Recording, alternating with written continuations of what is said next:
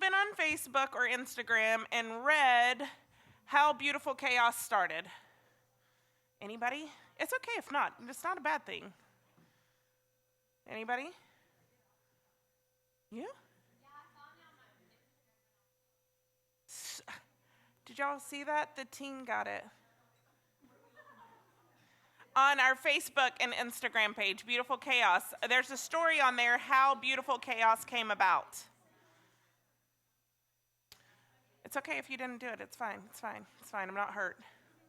Okay, well, the reason I say that is that then none of y'all will be bored when I tell you about what Beautiful Chaos is about and how it started. So, yay, I'm only going to bore Aubrey in the back here, so it's good. You already read the story, so you know. All right, so Beautiful Chaos started about 6 years ago. I am a military spouse. My life, I could say, is constant chaos. My husband and I have been married 18 years. We've lived apart 10. He's currently gone now. We have 2 more to go. So at the end of the 20, we'll have 12 years separate than together. I have a 16-year-old son, a 14-year-old daughter. My daughter's here tonight. She's dying right now that I pointed over at her. But she was like, no. It's been an interesting life, to say the least. But I did feel chaotic. Life was always something, right? There was just, and I think everybody can relate to that because we all have our own chaos, right? We have our own stuff we deal with. And I had another dear friend. Her husband's now retired from the military, but she's my best friend. She's my kids' godparents. And we were sitting one day and we were like, life is a nightmare. And we just want to sit and cry all the time because it just felt like it wasn't relenting. There was just no stop to it. And her and I were talking, and God just really convicted us that we were not seeing what we were supposed to see. That yes, life is chaotic. It will always be chaotic in some form or fashion. But we were not seeing his beauty. We were not seeing his goodness in the chaos. And so when we started talking about it, we were just going back and forth, and this masterpiece kind of started being painted for us think of a storm coming in on a beach, right? It is tremendous. I mean, if you've ever watched a huge storm come in on the beach, we're in Florida, I hope most of you have. If not, go to the beach sometime, or pull up YouTube, your choice. And it is so chaotic, right? The wind, the rain, the thunder, the lightning, the waves. There's so much happening. It's like a cacophony of stuff. But yet it is beautiful, is it not? Like, have you ever watched a raging? It's gorgeous. But it's chaos at the same time. There's not any calmness or anything like that. And so that was the picture God started painting in my friends and my mind, was how chaotic everything was. But look at the beauty. A storm is beautiful. He's still good, and he created that storm. He made it. He controls nature, right? He creates it. But we needed to stop seeing just the chaos and start seeing him working. So that became a mission in my heart, was to really change my perspective in my life, to start seeing how God was working when I felt like nothing was happening, right? Except devastation and carnage, okay? And so saying that, I will also put a caveat out there. I don't live by this perfectly. Just last week, Thursday, I think, Nicole, where are you? Nicole, we were sitting, I homeschool my kids, we were sitting in co-op. It's the only time I really get to see other parents. And she looked at me, she said, hey, how are you doing?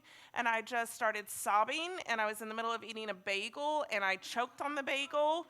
And then I was like, this is ridiculous that I'm sobbing, choking on a bagel in front of a bunch of moms. And so I start laughing hysterically while crying and choking. Like, talk about chaos all in one. So, like, life is not perfect, okay? That doesn't mean I always see, like, so many people since I've started this here, like, pushing this out, when I'm like, oh, I'm literally stressed, it's going on. And they were like, beautiful chaos. And I still want to punch them in the face. Like, I'm like, stop it. Like, I get it. I got it. I don't need the reminder. So, I mean, no, I'm talking just as you're walking through life, I'm struggling through life too, okay? Very transparent and real. So that's kind of how Beautiful Chaos started about 6 years ago. This is when God gave this. So I have just waited for the moment. And when we landed here at Starkey, I waited for about a year. I'm a watch and see person. Where God, do you want to use me? What do you want to do? And God just opened a beautiful door when my husband deployed to Kuwait this last time. Actually, it was Renee that called me and said, hey, do you want to work with kids? And I was like, absolutely not. No, I do not. And I said, but I love women's ministry. And she was like, okay. She was like, let's do that then. And I was like, okay. So that's this has been, Renee, that's been a long time ago. That was May. My husband left in May, so June.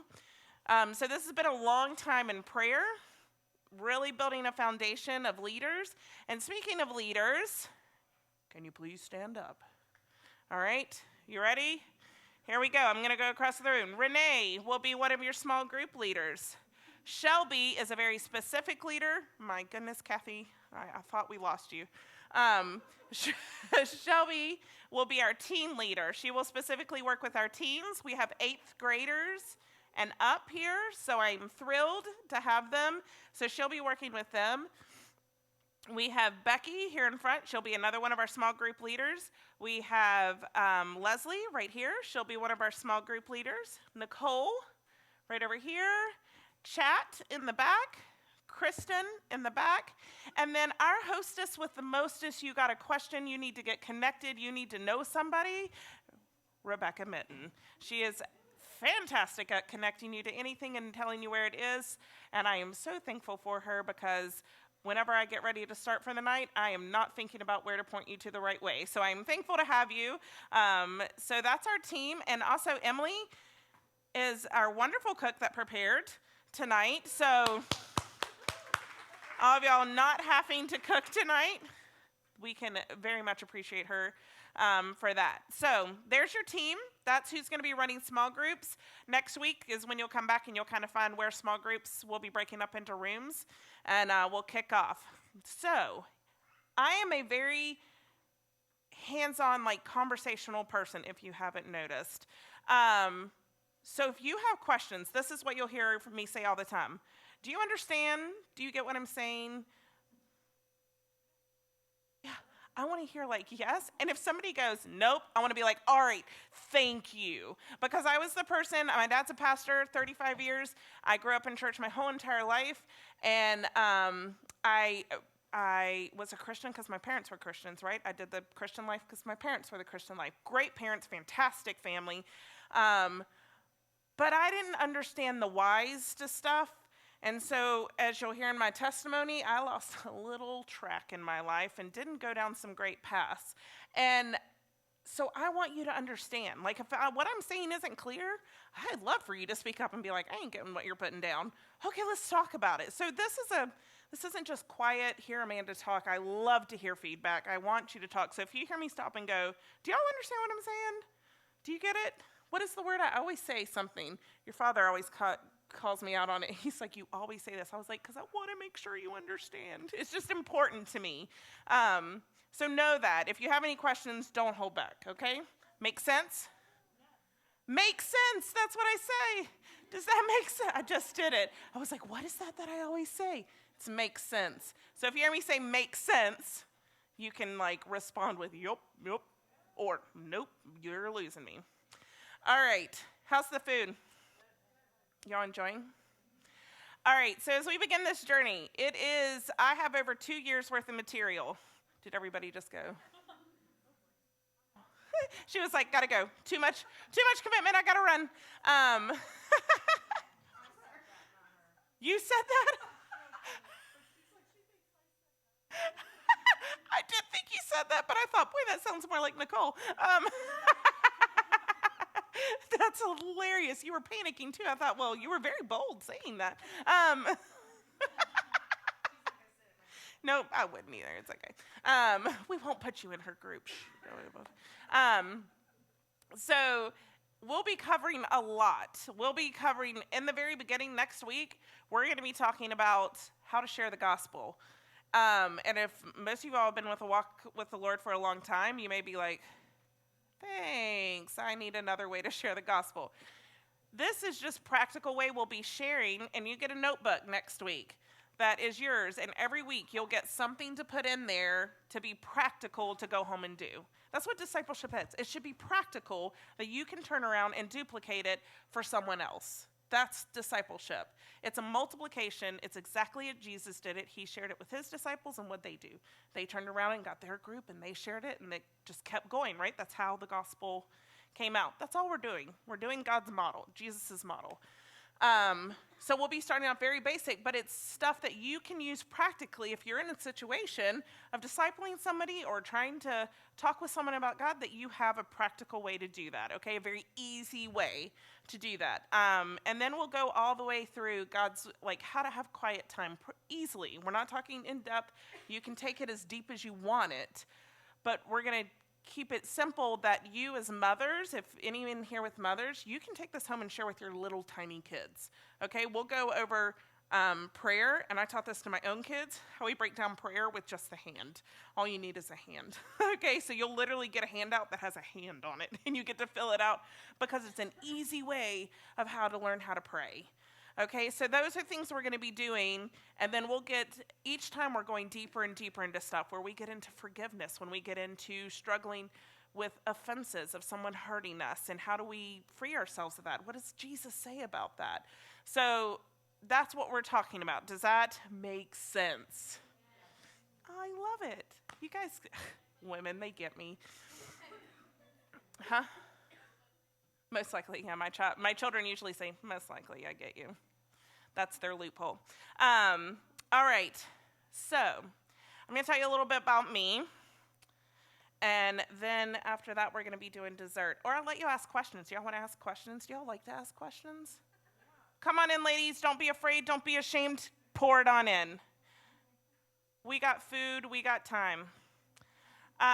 Okay, so I told you a little bit that I'm a pastor's kid. All right, and that I'm a soldier's wife, and I have kids, and I homeschool. Does that sound crazy enough for you? It does for me on most days. But to go back, I grew up in a great home. I have a great father. He is the one that I turn to for any discipleship, but that relationship didn't start when we were young. I did not look to him much whenever I was younger. I was your typical preacher's kid. No, okay, yeah, I was like, is Stephanie in here? Your kids are great. Your kids are, oh, yeah, you're fantastic. Jordan, you're Dylan, I was the rebel. Back then, the typical preacher's kid, caused problems, had issues, that was me. So I heard the word, I heard everything. I had the knowledge, right? I had the knowledge, but it wasn't practical in my heart. Does that make sense? Do people understand that? Like, so many times we have the knowledge, but to really get it in our heart kind of thing. And that's kind of where I was for a long time. I had accepted Jesus at 4 years old in my dad's blue pickup truck in Sellers City, North Carolina. I will not forget the day. I actually can vividly remember it.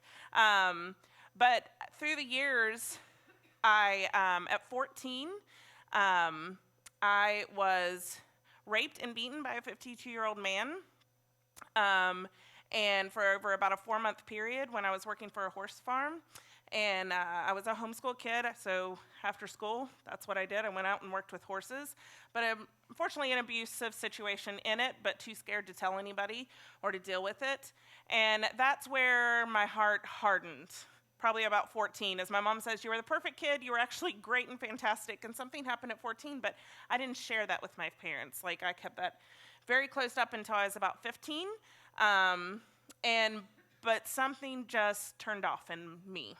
And I just kind of closed off because of the pain, because of the trauma, because of the shame, everything that you deal with. If you've dealt with anybody that's been a rape victim or abuse victim, there's a lot of, Satan just tells a lot of lies. And so that was me, and but still putting on the front, because I'm a pastor's kid, right? We go to church every day, smile really big, and we put on the front and entertain, and we do it, and that's just kind of how I grew up, but I didn't I dealt with in the sense I never wanted that to happen to somebody again, so I took training at 16 and started training first responders of how to deal with sexual assault cases. So when they showed up, they knew how to talk to a victim. And so like that was in me, like I was passionate. I was all about justice, revenge, not good justice, like straight up revenge, understandably, but still not in a healthy place, right? I actually have a tattoo on my back that literally is the Chinese symbol, go back to the 90s, that says justice. That's where we were in life, okay? There's a little tidbit nobody knew. It's not a tramp stamp, it's a little higher, but anyways.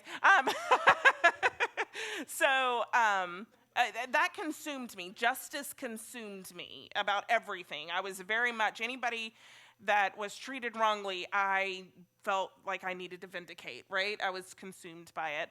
My husband, I met him when I was 16. I was married, engaged at 18, married at 19, and off to Germany when I was 19. Had my son at 20 while we were at Germany. And I am, along with this, carrying all this baggage through where I had not been a moral person up to this point whatsoever. Knew the truth, but kind of was like, okay, that's great. My husband and I went to church. We did, even when we were in Germany, but it was that check in the box. We showed up to church because that's what I did my whole life, so why wouldn't I then, kind of thing. So whenever... I'm so sorry. My son just like ran up to the door panically, and I stopped. If you hear our moms, I was like, what is happening? He just smiled and ran the other way.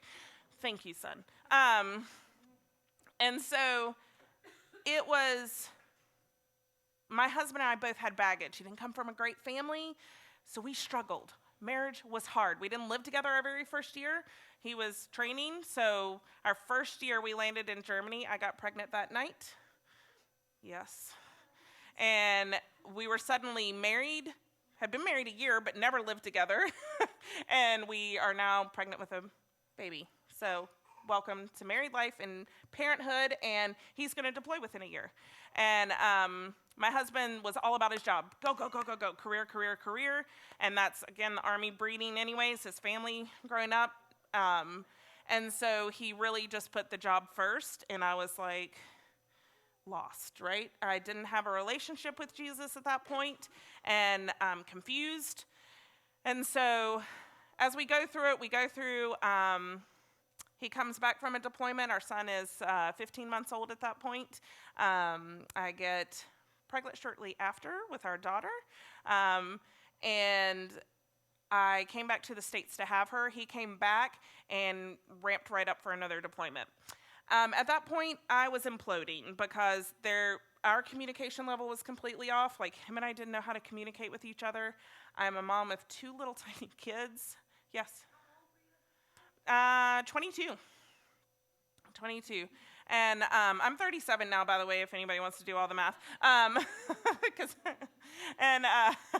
not going to do that. The leaders don't know. Don't ask me to do math. I panic. That's not my... I was homeschooled. No, I'm just kidding, homeschool parents. I'm a homeschool parent, too. So, not really, kind of. But anyways, so we come back to the States. He volunteers. He volunteers for another deployment. And I was like, I'm... dying. I remember literally looking at him and saying, there's a time bomb ticking in me, and it's going to explode, but I don't know when. And he was just like, you got to suck it up, babe. I got to go on this. This is my job. And I was like, okay. So I walked right over, and I went to the doctor and said, I feel like a crazy person. Can you put me on something? And he was like, sure, here you go. Nobody asked, what are you dealing with? Can we talk about what you're dealing with? And they're like, here's some drugs. Oh, okay, sure, I'll take that. I just wanted to be numb. I didn't want to feel pain, right? I was tired of feeling miserable about my life, helpless in my life. And so I was like, sure, I'll take that. So obviously not in a healthy place, right? We're not in a good place, in a hopeless place, because I wasn't turning towards God during this. Again, knowing the truth the whole time. I had the Bible answers. I had all that, but it wasn't in my heart.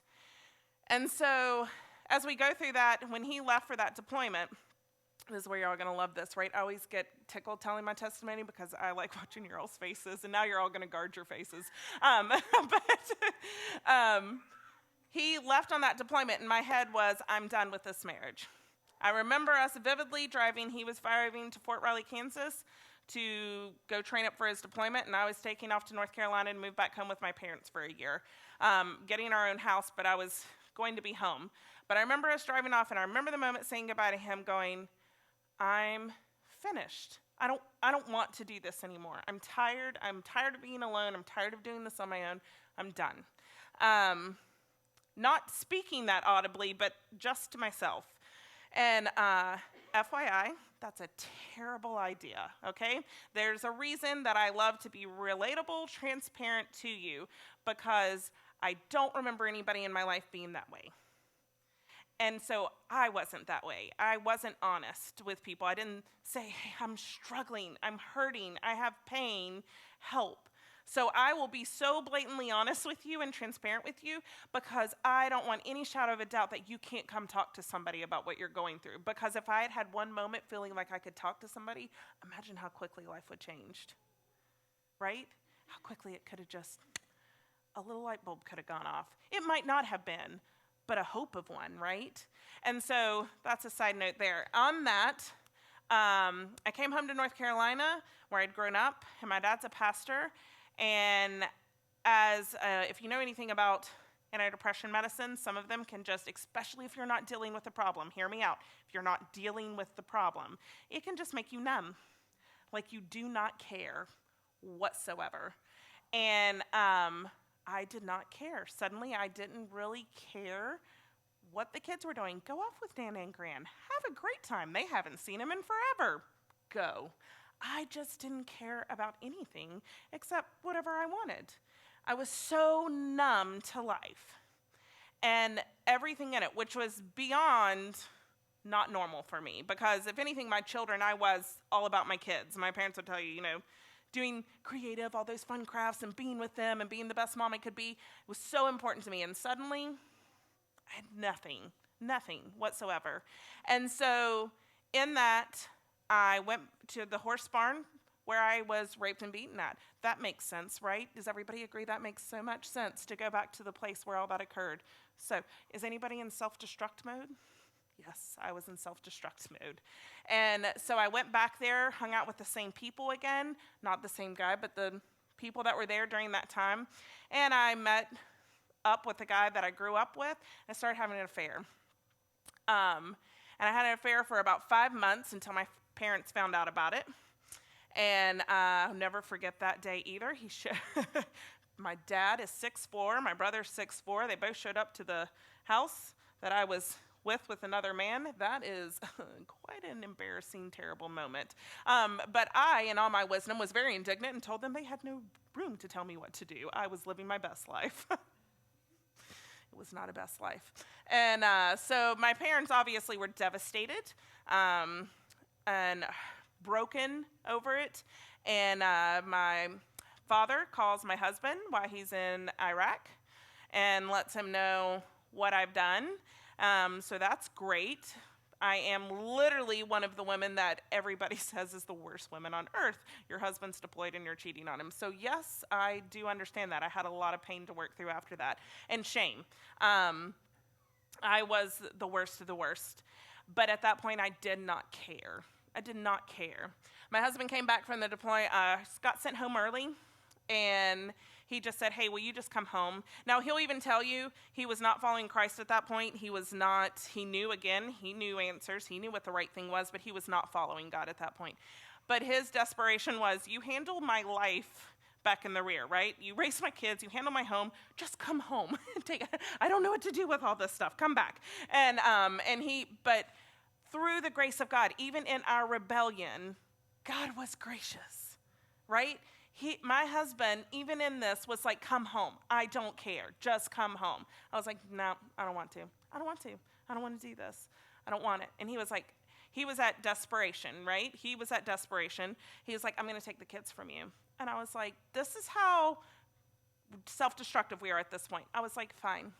He was like, no, you don't understand. I'm going to file with the lawyer, and I'm taking the kids. You will lose your children. Rights. You will not be their mother anymore. I don't care. Take it. Do it.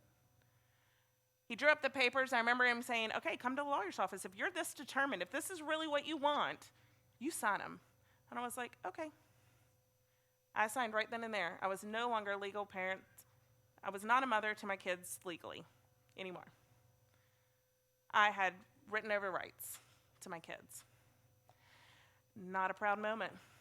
But even in the moment, I was so numb and I was so tired of feeling, I didn't care.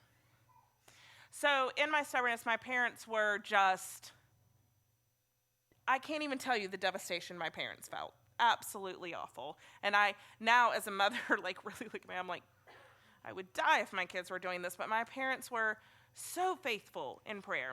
My father constantly, every time he saw me, he was like, God can fix this, Amanda.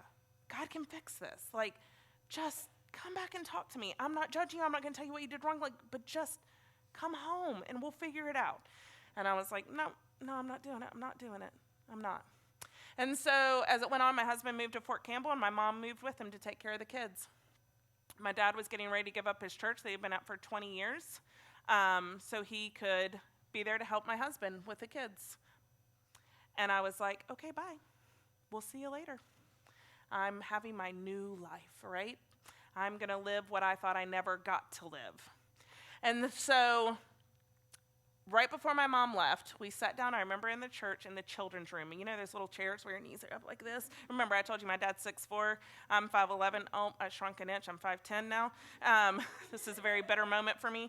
So we're knees up like this. And my mom's 5'4", so she was fine.